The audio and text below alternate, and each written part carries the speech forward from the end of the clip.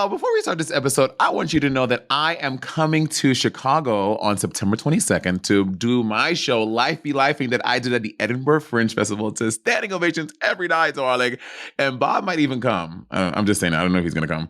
I'm going to be doing. I will not be attending. I'm boycotting the show, and I advise you to do the same thing. If you do go, you'll see why I'm saying you should boycott. It is an incredibly problematic show. Monet it was one of the most controversial shows that happened at the Edinburgh Fringe Festival.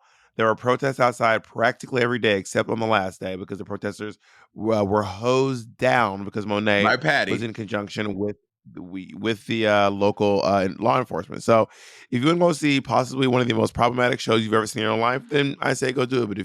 But if that's not your thing, then stay home. Which will be at the Park West in Chicago on September 22nd. And then I'm coming to Portland on October 13th. And then Seattle, well, not Seattle, the Birmingham Festival on October 14th. So look out for those dates, and you can get tickets at monetexchange.com.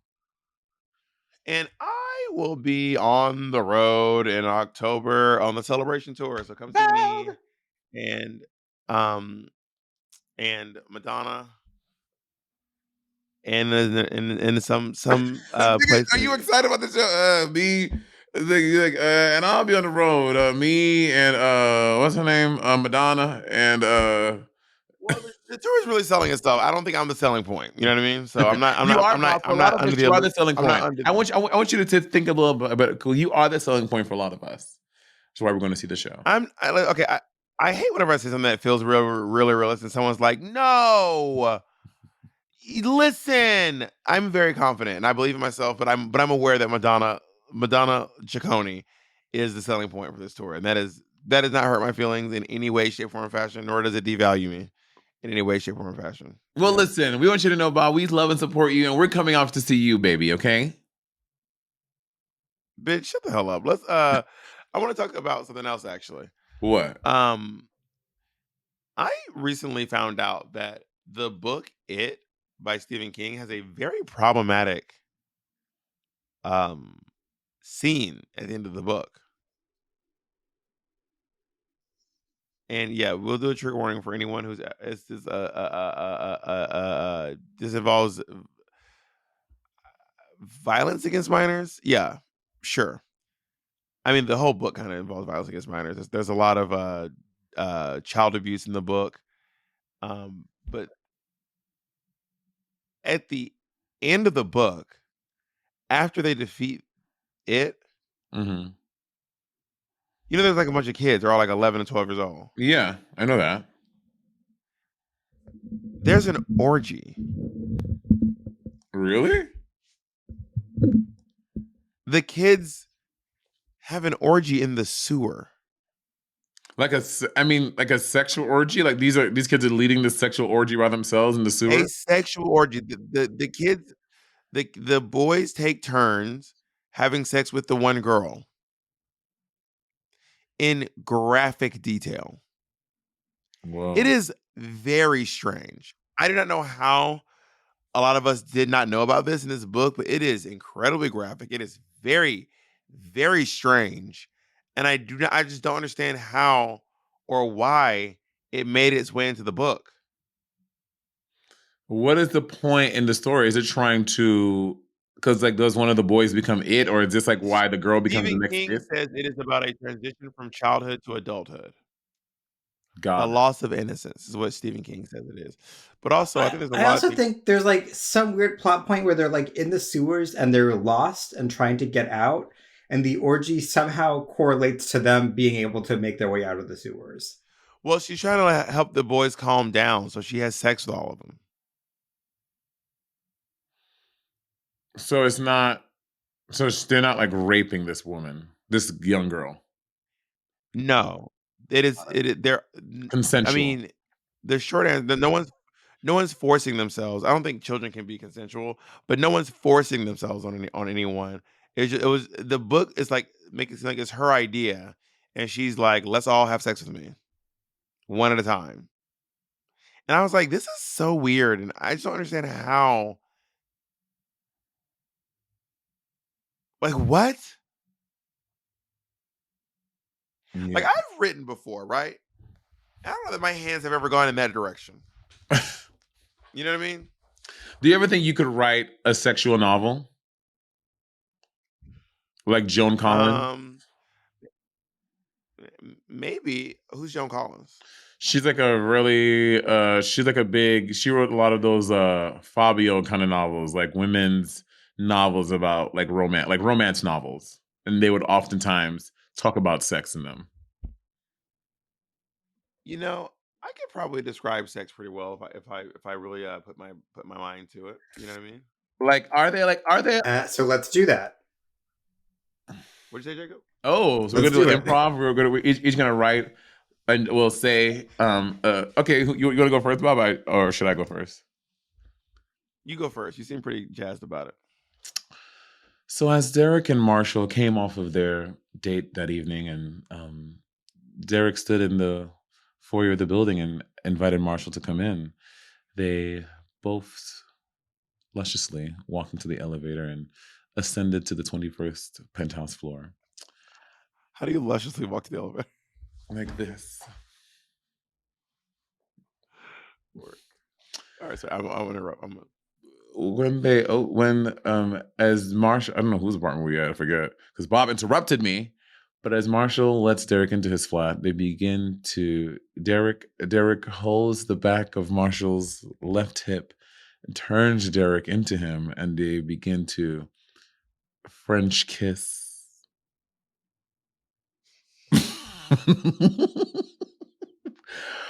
Marshall pushing his tongue ever so gently but forcefully into Derek's throat. And Derek receives this information well.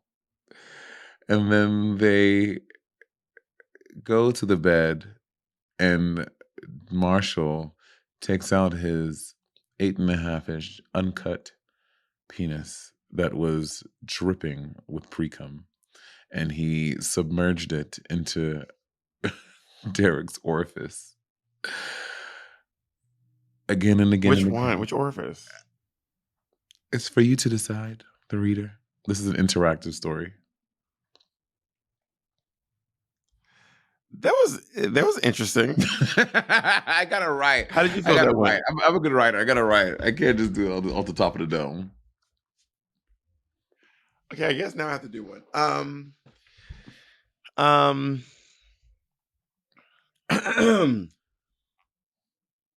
Coming home from a hard night's work, Carl was completely exhausted, which is understandable. He does not love his job.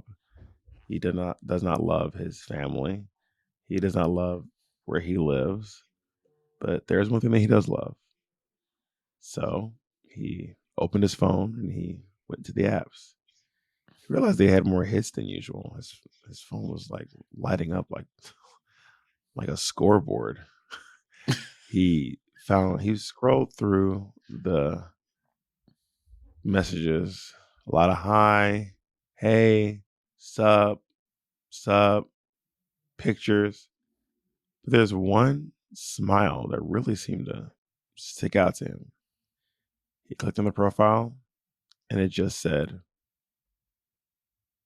"Do you want to know?" Well, this piqued Carl's curiosity. So he messaged back and said, "I do want to know." And the profile simply responded with a location. Ooh. So Carl was, of course, incredibly nervous and didn't know what to do. And then the next message said, "Write this address down. You have 20 minutes to get here. Write it down now." And then he sent a picture of his face. So obviously, Carl wrote down the address. And by the time he wrote down the last letter, he was blocked with one final message that said, "Come find me." So Carl didn't know what to do. So he immediately opened his phone and shared his location with his best friend, Gina. Waiting downstairs, it was a little bit of a cold day in New York City. It's in February. Carl's dressed in more clothes than he feels sexy in, but enough clothes that he feels handsome. He heads out to this home he realizes is in pretty far in New Jersey. By the time he makes it out there, every light on the property is on, including the car. Carl goes up to the front door and knocks. Then he hears a beep beep, and he realizes his handsome gentleman is waiting in the car. Carl opens the door and says, "Hey, are you the guy from the app?" And then he says, "Come find out." So Carl hops in the back seat. Didn't he have the picture? The heat is on. It feels very nice and warm. Carl started to take off his coat, and they immediately start kissing. Carl's never been in a situation like this before.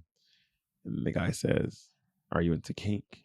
And then Carl goes, "I'll try anything once." And the guy said, "You'll do what?" And as he forms his mouth to go, "I'll try," the guy just spits in his face and grabs his throat and says, "We're going to have fun tonight." And then he rips Carl's pants open and just hops on top. And it was a very titillating 37 seconds.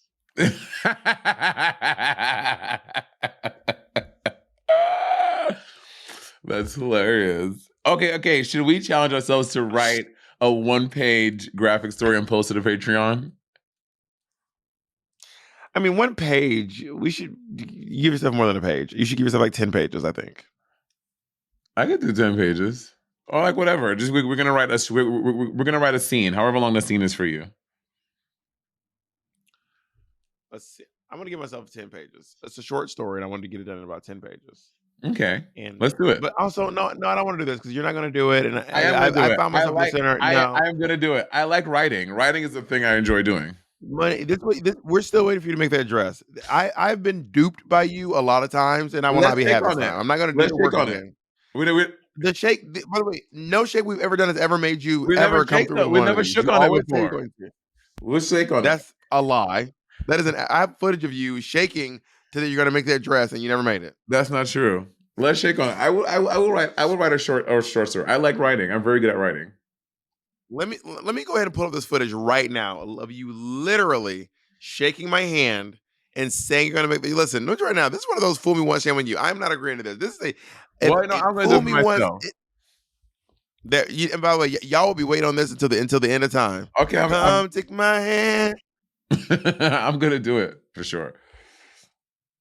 Okay, y'all wait around for this. Y'all wait around for this fan fiction if you want to. Y'all gonna be sitting looking crazy as hell.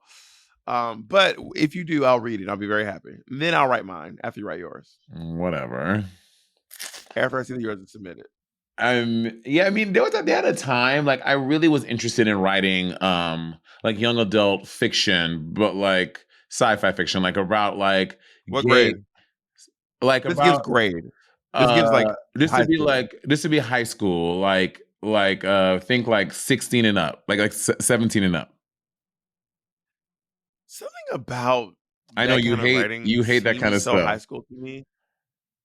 I have never even once articulated that idea ever. I've never even like given Euphoria. the insinuation that I hate that kind of stuff. Like you don't like Euphoria, like you don't like. I don't like Euphoria because it's high schoolers.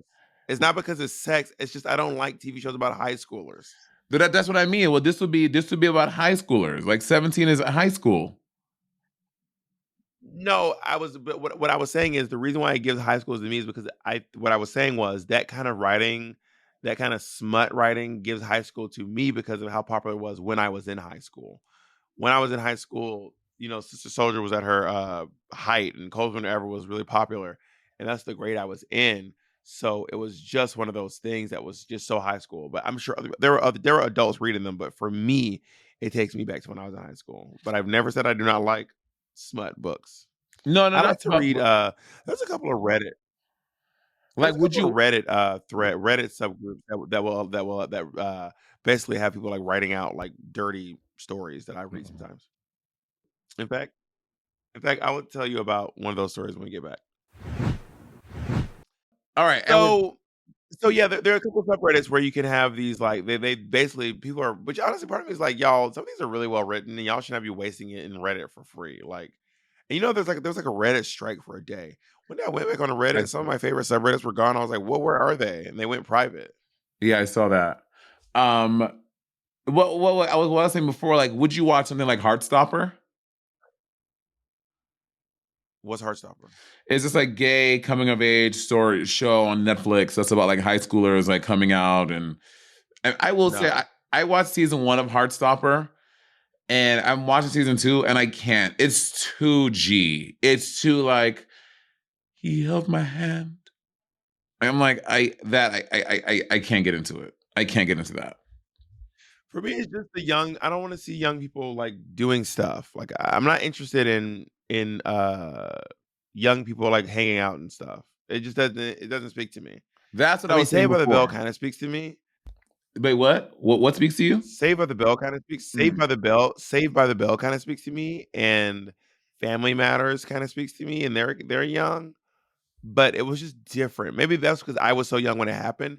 But since I've been an adult, there's really not been anything about like young people that I'm interested in. Which, by the way, there's nothing wrong with that. I'm not saying that's wrong, but I couldn't watch Riverdale. I couldn't watch Euphoria. I just can't.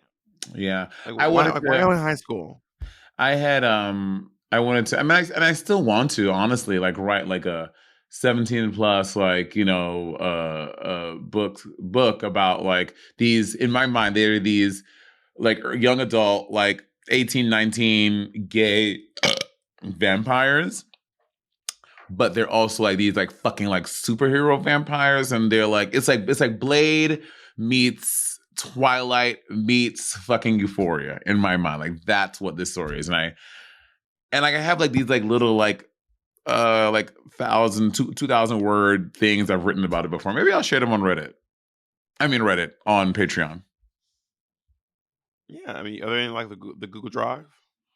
No, just have them on my computer.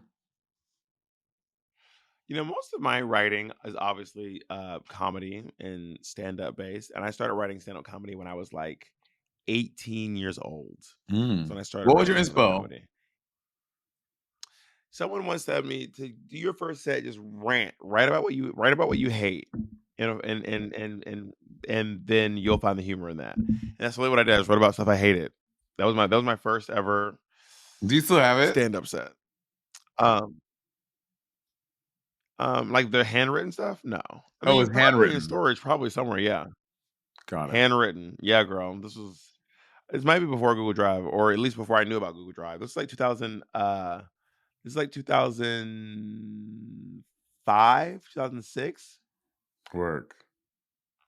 is when I started writing stand up, and I didn't actually make my way on to stage until it was 2009. Oh wow. So I was sitting on the material for like 3 years.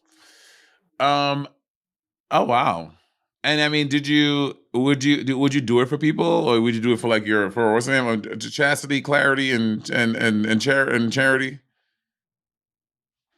There were the Cosmopolises in Chastity. And no, I mean, I think maybe I mentioned it to Chas a couple times. But I really started doing it with when me and Michelle, my roommate Michelle, who's also a performer. So Bobby and Lindsay and Chastity weren't performers.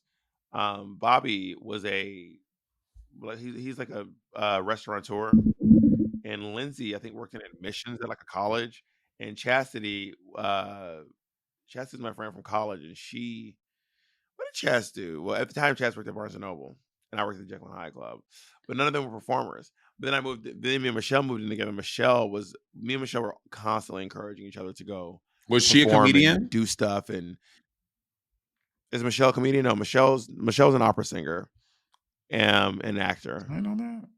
But we were always encouraging each other to go do stuff. Like she had this persona called New York City Opera Girl, and she'd go into the subway and she would sing like opera, and I would like go by and like start the tipping off. Like I would be the first person to tip Michelle, and then that would like start people tipping or something like that. Or I'd be her first person in her crowd, and she would come to my drag shows, and we had a very interesting relationship, me and Michelle. There was like just two young artists in New York City trying to make it. Back when I was in high school, me and my high school girlfriend Lamara, rest in peace, Lamara, I love you so much. And we had this group called like Train Station Ministries. It was like 6 of us, and we would be up in the train station singing like these songs we would like write together. And we used to make like bang. We would sit right on the 42nd Street 7th Avenue entrance right there of the 231 like going to the shuttle over there, and we would sit there with a bucket or something, and we would just be singing these like songs, and we would be like, we would make money, girl. And I mean, for me, Fine us money. back then, like back then, it was maybe like I don't know, let's say one day we would make like 500, $600. Broke.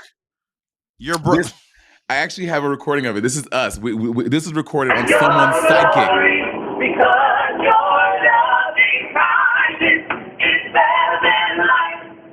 My lips shall praise you all my Can you life. imagine Fat Sketchers? But when I get you while I live, I will lift up my hands in your name. Oh God, you are my God. You should send that to Jade so you can actually put it in the actual thing, so it's not like from your phone. Ooh, yeah. So singing on the subway, like, and there's So something don't forget like, to do it. Don't forget to send it. Don't forget to send it. Don't forget to send it. Don't forget to send it. Send it while we're talking. well, you can't send an iPhone. I gotta like find it. I gotta find a file on my computer and like send it to him. It's like a whole thing. Oh, Yeah. But so like, y'all ain't gonna never hear it. Sorry. What y'all heard was what y'all heard. Y'all ain't gonna never hear that song. did you ever do jokes in the subway, like sell jokes for money? I mean, I tell jokes for money all the time. No, I On the mean like in subway. the subway. I've like, never with done the stand on thing. the subways. I know. No, I used to busk, but never doing jokes. I mean, me and a couple of my friends used to sing and drag on the train. But I only did like once or twice. They did it a lot. I only did like once or twice. What'd you sing? Almost every time, Proud Mary. I left a good job in the city. Almost every time. So you'd be sitting on the train, and then 2 drag queens would come through and start singing Proud Mary. These big ass drag queens come through. Do you have a microphone and like one of the little speaker things, or like just your own little your 2 little vocal cords? Just acapella, hand claps, enthusiasm, and joy. How much would you make? And I feel like I only did like once or twice. I mean, Honey in the Bronx and Frosty Flakes did it a lot. And I feel like in like a busy day, they would make like $700, $800. That's not a bad day. Because going from car to car, you make more money. Because going from car to car, you just kind of like just keep going up and down. There's 10 cars on every train, right? So let's say you make $10 per car. You're gonna make $100 per train. Yeah. You do it 10 times, you made $1,000. Well, you know. Well, so when especially if you say your goal, especially if you say out loud, I just want to make $10. It's at least $100. I can make $10, right? Yeah. When I was I would ride the train to school, and there was this one woman, Bob. I forget what she was. She was this short, heavier white woman with a short haircut. And from the time I started going to high school in 9th grade, which I was 13? From 13 until I want to say when I was still living in New York City, one time right before the pandemic, I was on a train going somewhere, and I saw this same woman trying to make enough money. She said, I need $100 to get to Philadelphia to get my kids. She had been doing that since I was 13. In 2019, I was 29. No, I'm not 29. Yeah, I was 29. She for that amount of time, she's been trying to she's been scamming the system to get $100 to get to Philadelphia to meet her kids. When I was on a train and I saw her, I was like, is this bitch still on this train trying to tell this story? Like, this is over about 2 decades. This was crazy. First of all, she was not scamming, okay? First of all, you know the Peter Pan buses are notoriously expensive. Everyone knows that. Also, her kids are grown now, right? So they're still her kids. Like, just because your kids are grown, she just wants to go visit her kids. Maybe she goes once a week. Maybe she's continually earning money to go see her kids. If anyone has ever seen this lady on the 2 train, is always on the 2-3 line 1 train. If you have ever, I'm sorry, you never seen her. I think she's only on Express actually. If you've ever seen this lady, please comment in the I know a lady on the 1 train who was pregnant for like 4 years. I know a lady on the 1 train. I mean, she was pregnant for like 4 years. She never showed. She was like, "Hey guys, I'm pregnant," and I was like, "Is she gonna ever have this baby, or is she gonna?" I was like, I think this is a condition. This is this pregnancy is I don't know what's the term for this kind of pregnancy, but there's something going on here. It's giving cartoon character pregnancy.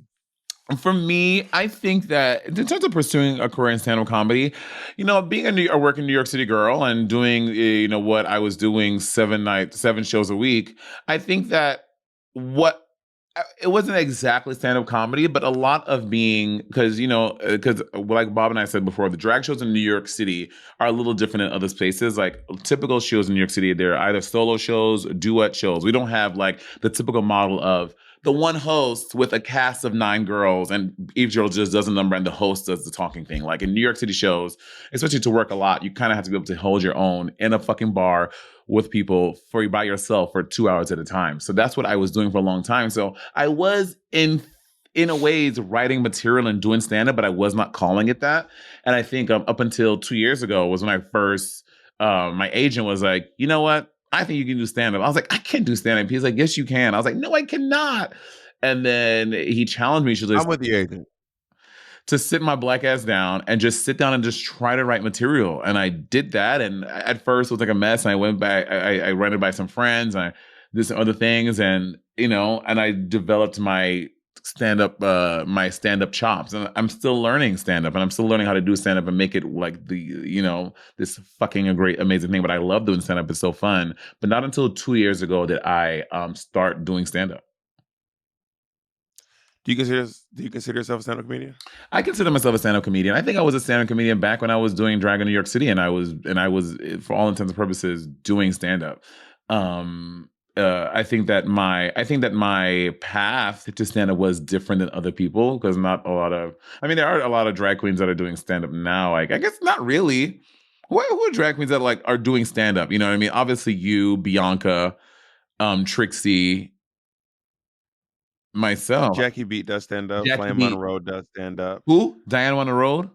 Flame Monroe. Oh, Flame Monroe. Flame Monroe does stand up. There's the woman you did the roast with. The drag queen I did the roast with? Oh, sorry. I thought we were talking. Sorry, never mind. I didn't realize we were just talking. I thought we were talking about drag queen specifically. Yeah, drag queen specifically. Other drag queens who do stand there's probably some I don't know. You know what I mean? But I find stand-up very, very rewarding, because it's like you writing your own material and things that you think are funny, and seeing how people respond to that, and also just allowing yourself to be in the moment and like respond to things in time and come up with material in real time, and like hearing how that goes, and be like, oh, people really like that, and then you do it more and you workshop it more and you massage the material more to make it even better. Like I find science. Oh my God, I find stand-up very rewarding, and I really enjoy doing stand-up.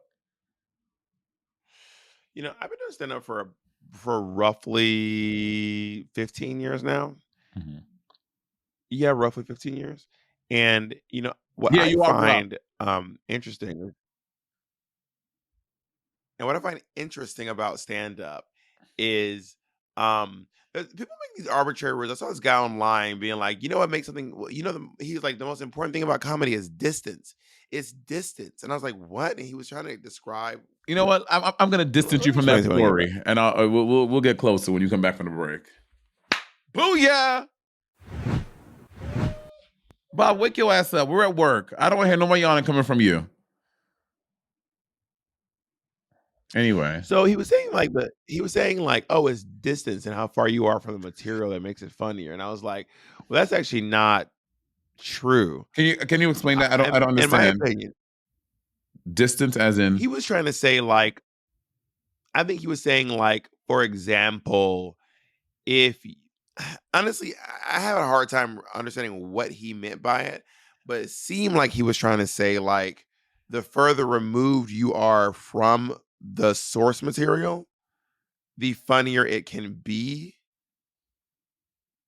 Or maybe he was saying the closer you are to the source material, the funnier it could be. He was trying to insinuate one of those, but it wasn't a great analogy. Or it wasn't a perfect description of it. And what I was trying to say is that honestly, I think one of the most important things about comedy is just relatability. And what has to happen is someone has to relate to your sense of humor. Someone has to think that the way that you're seeing things is interesting and relate to that. Even if they couldn't think of it themselves, even if they know they could never think of it themselves, they can relate to the way you're thinking about it. Mm-hmm. Or if they go, "Oh, I would have never thought of that," or they say, "Oh, now I can see how that person would think that." For Yeah. example, whenever I say, um, why is heaven a gated community? Why is there a gate? Who lives next door? What's going on in purgatory? The idea is someone else is like, oh, I've never thought that heaven would be a gated community. It never occurred to me there's a gate around heaven. How big is heaven? What's going on in there? Why is there a gate? How long does St. Peter stay at the front at the door? Is St. Peter just eternally at the door? Is there a waiting line? Do we have to wait in line? Does St. Peter come back in the morning? Or is St. Peter just 24/7 nonstop checking people into heaven the whole time? Why are the streets paved in gold? Is gold is the best thing to pave? It's like so many things you can think of like that. Mm-hmm. And if someone, or someone's like, my mom used to say the same thing. I never noticed moms do that thing where they turn around and give you a speech before you go into the store. I thought that was just my mom, not me relating to you. Realize that's something that everyone's mom does. Mm-hmm. And if you can think of the things that everyone else is thinking, but find a way to articulate it in a way that they wouldn't think to think of it or think to say it, then that's tended to be where people think you're a good comedian, in my experience. Yeah, I would agree with that. I think relatability is a very big part of that makes stand up / comedy resonate with a lot of people. And there are also so many different different types of stand up too. I think that when I was one of my favorite stand up comedy specials I've ever seen was the Ellen DeGeneres The Beginning special.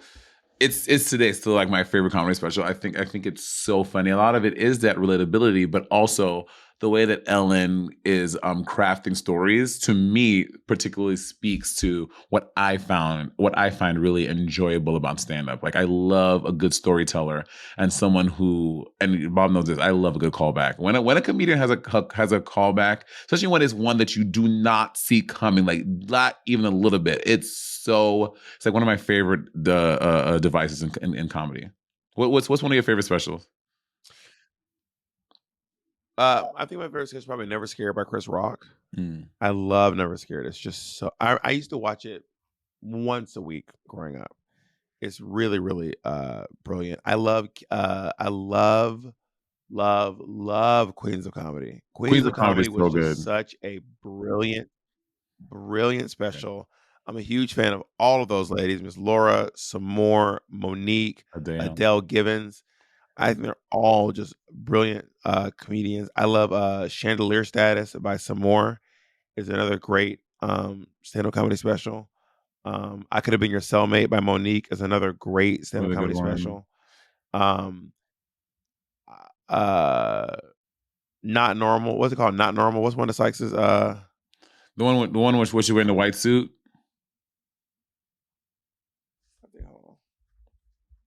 I think it is Not Normal. Yeah, it's called Not Normal. Yeah. Yeah, Not Normal was a great one. And that's a recent special. This is where I'm really gonna lose Monet. I'm gonna lose Monet here. What? But Bo Burnham's What special was very good. Very good. Bo Burnham has some really good specials. I'm not saying, okay, I want to say this. I never said that Bo Burnham's comedy special. Come out publicly against Bo Burnham. Fight him. I've literally never said that. Fight Listen, him. I've never insinuated that. I've never said that. It's just not funny. No, I did not. It's I just did not not funny. say any of those things. Bob was insistent, Did you like find it funny? as Bob does, like, Monet, you have to watch the special. I'm like, I'm not interested. Was it funny? Say it again. Was it funny? I haven't watched the special. So you don't want to watch it just because I said you should watch it? Your whole No, reason for not watching it is because I said you should watch it? no, because his type of comedy did not resonate with me. I've seen other things of Bo Burnham before. Have you seen his comedy? Yes. What have you seen? What have you seen of Bo Burnham? Like clips online. Like I've like yeah, you don't have to watch someone's whole special to not ever see the new comedy. Can you like describe something you saw that he did? Like what's his style? But this was like years ago. No, I cannot bitch, I can't remember what I did this Can you morning. describe like a little bit like kind of like describe like a little bit like kind of like what it was like. What kind of style of comedy? Like, can you describe anything about it? Can you describe? No, I can't. Anyway, what was I gonna say to you? So you don't know anything about it. You just know you don't know. Let me just get this clear. You don't know anything about it. Or what it's no, like. you don't have to get it clear. I'll tell you what it was. I remember watching it and be like, oh, he's fine. This comedy doesn't resonate with me, and I moved on to the next thing I was watching. That's what happened. What was the comedy that what was it though? What was it? You remember what it was? I don't remember the jokes, Bob. And why you? I'm not engaging with this. Anyway, have you ever had a heckler at your show? I was wondering, was it like traditional stand up? Was he doing like the yuck yucks? Was he hosting? Have you ever had a heckler at your show? I've had a lot of hecklers on my show, yeah, for sure. I mean, I've never had it at my in my traditional stand up things, but I mean, I used to have hecklers back in the bars. I would be doing stuff, but not at any stand up shows. No. Yeah, I've had a lot of hecklers in my day. I've had a lot of hecklers in my day, even both at the bars. I had a heckler at Zany's in Nashville about a week and a half ago. What did they say? This lady was like, I have a question. And I was like, okay, I had a heckler last night. Like back Go and ahead, forth. continue. I'll tell you afterwards. Oh, this is not really like a back and forth type show. And she goes, I just have a quick question. And I was like, all right, well, now I got to hear the question that was so important that I had to stop my entire show so you could ask me. And then she goes, my husband does genital origami. And I said, well, that's not a question. Puppetry the penis. I feel like typically questions start with what, when, where, and why. And sometimes even have an inflection going up in the end. Not always, but typically. And yours had none of that. I feel like you just wanted to tell us that your husband has a large penis, and you just really wanted us to know that. And then she said, and then I was like, I was at the end of my show, and I was like, all right, guys, I have to go. I said, and I was going to stay, but it's because of her. I was like, but because of her, I feel uncomfortable, and now I'll be leaving. Do you need to be well endowed to do genital origami? I don't really know what genital origami is. I'm assuming it's twisting your dick up into stuff, and I assume that you have to have a lengthy enough penis or a vagina. But she said, it's true. I don't know. I'm assuming we said genital origami. I'm assuming it refers to the twisting up of the penis, because I mean, it might be hard to twist up a vagina. But I think you can more so like mold it to look like I mean, I don't have many experiences with vagina. True. You could probably mold them and pinch them and push them to make things. But I'm assuming that if you want to tie, I'm assuming it's kind of like balloon animals. I mean, there was that thing on HBO, Puppetry the Penis. Well, it was a real sex. Puppetry the Penis. She did tell me to go home and Google genital origami, and I never did. So I'm actually doing it right now. So to the lady who interrupted my show in Nashville, I am now Googling genital origami. Oh, it is Puppetry of the Penis. I think her husband was just in the show Puppetry of the Penis. Yeah, I used to be obsessed with the little real sex clip on HBO back in like the early 2000s. I would like watch it in the room with the quiet and watch them do this. Like it was really engaging to me. I had a heckle last night. Yeah, I think that the lady who interrupted my show is she's dating one of the guys who originated or created or does the show Puppetry of the Penis. That's what I'm thinking. Interesting. At the Great Outdoors, I had a heckle last night. She was this woman. Am I boring you? You are with this Bo Burnham story. And this woman, it was her birthday. And she just had to let us know it was her birthday. And then so I'm doing my stuff, and then she's like standing up. This is an outdoor show, and in comedy clubs and whatever, you can typically see the first couple rows, but how this was lit, you could see like a lot of people. And then she's like getting up, like everyone is because Yeah. it was a seated outdoor thing, and she's like just gets up and she's just like, whoa! And I was like, girl, you are making noise. And I was like doing bits and forth back with her, and I was like, she's like, Monet. I was like, you are interrupting everyone. What do you have to tell me? She's like, it's my birthday. I was like, yeah, we all have one, girl. And then she's like, but it's my birthday today. I was like, okay. And then I forget what she said, but then security came out and they they were gathering her. Like I think she was doing something not right to the people by her. And then security like had made her sit down, and I finished my set. Then Priyanka went to introduce JVN, and then Priyanka engaged with her and like brought her up to the stage and like because you cannot give these people power. She's like, oh, because now the behavior that I'm doing is giving me the spotlight. So Priyanka's like talking to this bitch on the stage, and then she's telling everyone that she's here on a date, and she's like, but the date's with my boss. And I was like, oh. And then which is a strange situation. Anyways, then they have a haircut. Ooh. I know. So I have this move that I did one time, which is one of my favorite moves I've ever done for a heckler who was telling me it was their birthday. And they were like, it's my birthday. And I was like, of course I didn't care.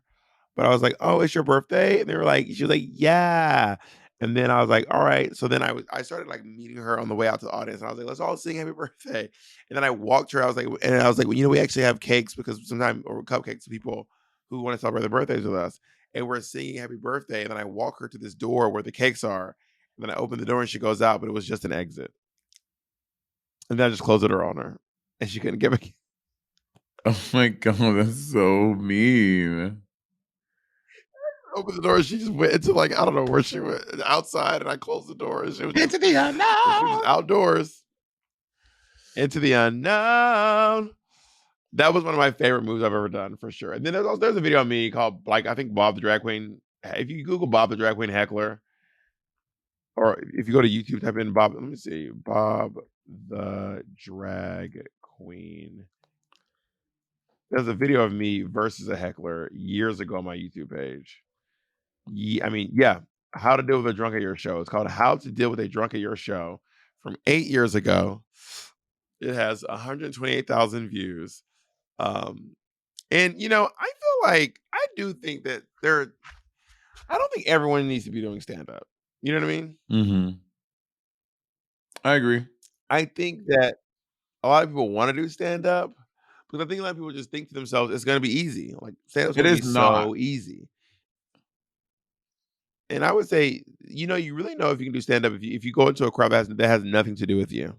Especially for drag queens. I always say, if you are doing drag, if you want to do stand-up and you're a drag queen, I'm telling you right now, you have to be doing stand-up out of drag for straight audiences or for people who have no clue who you are. If you're just doing drag race, if you're just doing stand-up for drag race fans or for people who know you and love you, you'll never get funny. You have to be doing stand-up for people who have no clue who you are. Mm-hmm. I really firmly believe that. Have you ever done stand-up out of drag? Would you ever do it? I would do stand-up out of drag for sure. I like getting a drag. I like putting on cute clothes and being a beautiful woman. It's something that brings me a lot of joy. I mean, that's not what I'm asking. I'm not asking you if you like getting a drag. That's not the point. That's not the point. We were kind of just like the point of the exercise. Back and forth with each other. What I'm saying is like if I go do for example, I did at the LA Comedy Festival, I did like 15-20 minutes at Margaret Cho's show.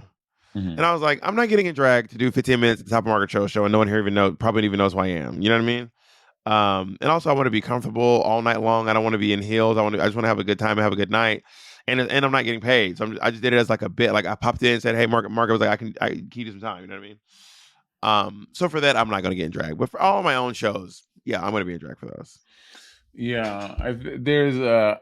Also because I'm not, because the stakes, not that the stakes are low, but when you're like doing stand-up, it's not like I have to think about, choreography, and I have to think about wearing a practical shoes so I can do this thing. I can kind of wear like something that feels a little impractical for me and do something I wouldn't typically wear because I'm not like jumping around, trying to do a split, trying to do a 5, 6, 7, 8. I'm just like, in like a gorgeous look. You know what I mean? That's why I really enjoy it. But would you do? But would you? You should do some stand up in LA out of drag. I You would. should pop in some spots and do stand up out of drag. I would for sure. Let me know. Well, not that I'm going to be home anytime soon, but I've been doing the Comedy Store lately, which has been really fun for me. The Comedy And Store. just like, yeah, I love the Comedy Store. The Comedy Store is a great spot. I went to Hot Chocolate. Oh no, sorry, Chocolate Sundays at the Laugh Factory a few months ago, and it was such. First of all, it's like one of the hardest spots to like get in to do like a set there. It's like because it's they've built up to be like this this like fucking dope night. But it was so. You did it? You did a set there? No, I went to it, and the comedians there were just so fucking funny. It was such a great night. It's like Sunday nights at 9 p.m. at the Laugh Factory. Well, I think there's two shows. There's like a 7:30 and 9. I think there's a 10:30 as well. Well, I went to the 9 o'clock show, and it was just so good. Like I was like, I want to go to this all the time. It was just such a great night of comedy. I thought I used to be at the Comedy Store. You sure it's the Laugh Factory? It's the Laugh. Maybe it moved, or maybe I'm remembering it wrong. It's the Laugh Factory for sure. Because I thought it used to be at the Comedy Store. Maybe when I saw it a few months ago. I also cannot believe how many. It used to be. Well, who knows? I cannot believe how many comedy clubs I fucking worked at that don't even exist anymore. It makes me feel like an old fucking Betty. Where in New York? Yeah, girl. Caroline's Comedy Club is closed. Oh yeah, Caroline's did close. Did they close after the pandemic because they couldn't afford it anymore? I don't know why they closed, but they did close after the pandemic, yeah. Or during the pandemic, yeah. And then Comics Comedy Club. I used to work at Comics Comedy Club back in like 2010, 2011. They closed They closed way before the pandemic. The place where I filmed my first comedy special is closed. The place where I filmed my second comedy special is closed. I didn't start filming comedy. I was say you closing them down. Yeah, Caroline's. They were open for 30 years. Aw, not aw. Did you ever perform at Caroline's? I think Patty and I did. I did perform at Caroline's. I don't remember what it was for, but I did do. Why did I perform at? This is why I need to really need to get my memory together. I need to like text Patty. Like, Patty, why did we do Caroline? She's like, girl, it's because we did the. I don't remember though. I was at Caroline, so I don't remember why. Were you doing stand up? No, it was not stand up. I once got thrown out of Caroline's Comedy Club. Why? I was banned from Caroline's Comedy Club. I was banned from Caroline's Comedy Club. Actually. Why? Because I interrupted Tracy Morgan's show. I was a heckler. Why? What did he say? I was once a heckler. Have you ever been a heckler? No. No. So you never been on that side of the heckle? Why were you heckling him? Tracy. It was right after Tracy Morgan said that he would stab his son to death if he was gay, and I didn't think that was funny. And he was booked at Caroline's on the day of the Gay Pride Parade. While he was in all this heat, and I was like, not this. Not Caroline's booking him on Gay Pride Sunday. So I left the parade, and I went to a show where I had a ticket, and I had a poster of this boy who had been stabbed to death because he was gay. Mm-hmm. And when he was like 10 minutes into the show, I walked up to him and I handed him the poster of the guy who had been stabbed to death because he was gay. And I asked him if he thought it was funny. And what did he say? And he took the poster from me and he propped it up on the chair and he made a joke about it. I don't remember the joke. I was terrified because his bodyguard was standing directly behind me. Like he was a massive man standing right behind me. I was in full drag too, by the way. I was in full drag. His bodyguard was standing right behind me. And the reason I was mostly scared was because I was going to glitter him. Oh. I had it in my mind that I was going to glitter him. Do you know what glittering is? You just throw glitter on someone? Yeah, you cover someone who's shamed queer people in glitter. And I had one of those confetti cannons that used to shoot the confetti out, but I emptied out all the confetti and I packed it I had packed it with very, very fine glitter. How did you? Those have a foil And I over was it. How gonna did pour. you? How did you? Doesn't that I just peeled the foil. I just peeled the foil off or punctured it, dumped it out, and then because the foil isn't what makes it. It's what right? keeps the confetti from falling out. Right. I just peeled it off, emptied out the confetti, pumped in a bunch of glitter. These are my activist days, by the way. I would not do this today. These are my activism days, and I had my hand in my purse, and I was shaking, and I was so scared, and I chickened out, and I didn't do it. The last minute, I was gonna fucking pull that fucking confetti cannon and just right to the face. Bitch, they would have maybe thought it was a gun. You'd have been fucking arrested. Well, I did. Well, that's why I was scared. I was gonna do it over his head and just have the confetti fall. Honestly, that would have been so. That'd have been if you that'd have been like low-key hate that I didn't do it. Not a. No, the point of it is that you're now covered in glitter. The whole point, because again, it wasn't confetti, it was glitter. So the whole point of it isn't that like you're like scared. The point of it is that now you look like the people that you're making fun of. And I get it, but this is fair. It's like pop, and then glitter. But this action.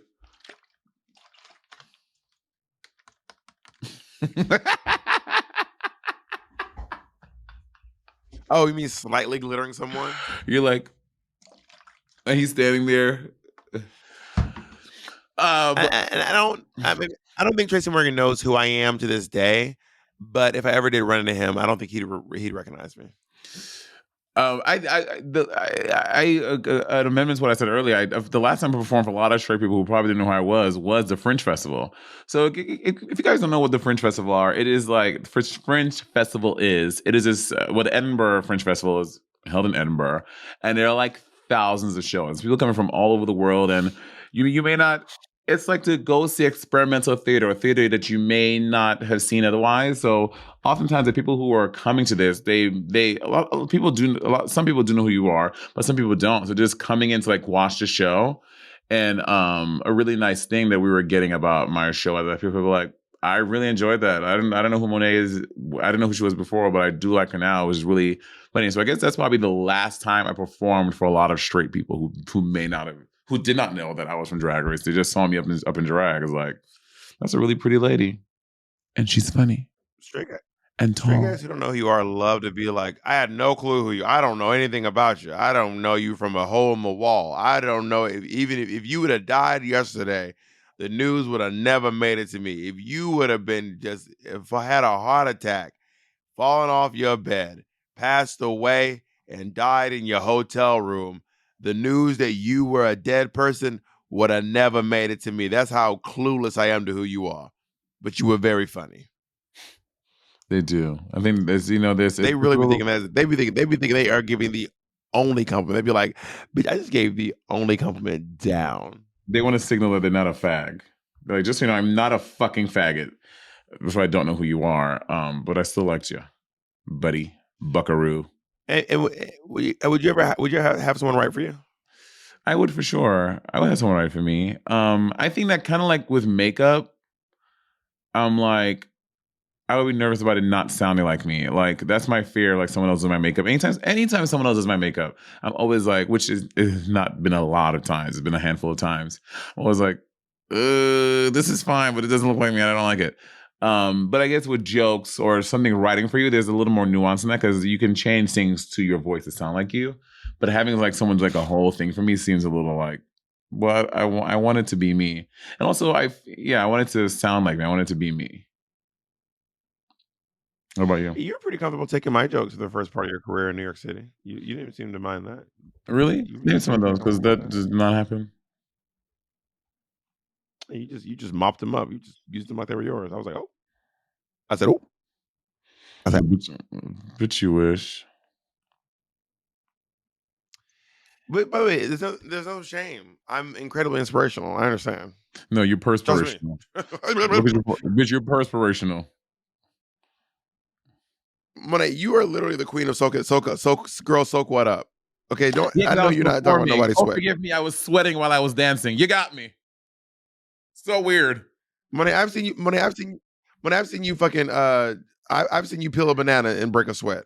Okay, Bitch, I've seen you take a deep breath and break a there's sweat. whole tour footage. Everyone in the first 10 rows of the Sibling Rivalry show is this footage of you sweating like you done fucking swam from here to fucking Manhattan after the first number. Sweating. Hey, what are you drying those pictures? No, And are you drying those pictures? But the difference is I am Oh. acknowledging that. You're not. Oh, okay. This nigga okay. on stage winded and But sweating. I've seen you. But I've seen you shut the car door and break a sweat. Okay, I've seen you open an envelope, bitch, and a bead rolls down. Have a hard thought on this podcast and you sweating. Honey, I've seen you in a well air conditioned room breaking a sweat, reading a book. Okay, bitch, I've seen you on an Alaskan cruise sweating. You've never been on a cruise. I haven't, but I've seen the pictures, and there was sweat. And I know that about you. Plot. Well, you never invite me. You invite all your other little friends. You invite Jacob. You invite Kennedy. You invite all your little friends, Mitch, but you never invite me to go on a cruise. Okay, first of all, Jacob's my partner. Kennedy's working. Oh, so Jacob's not your friend. I did invite Ocean Keller. Jacob's not your friend. Confirmed. Good to know. We're not friends. Jacob, you heard it. I do not talk to Jacob. Every time I talk to Jacob is when I'm here talking with you. Me and Jacob at home, when we sit at home together in the same room, Jacob and I do not share. We don't even look at each other. And Jacob, he better not look at me either. Wow, I can't believe you denounced Jacob as a friend. Wow, interesting. Jacob knows of it. Yeah, whatever. Maybe if you weren't friends with your men, you'd be able to keep them.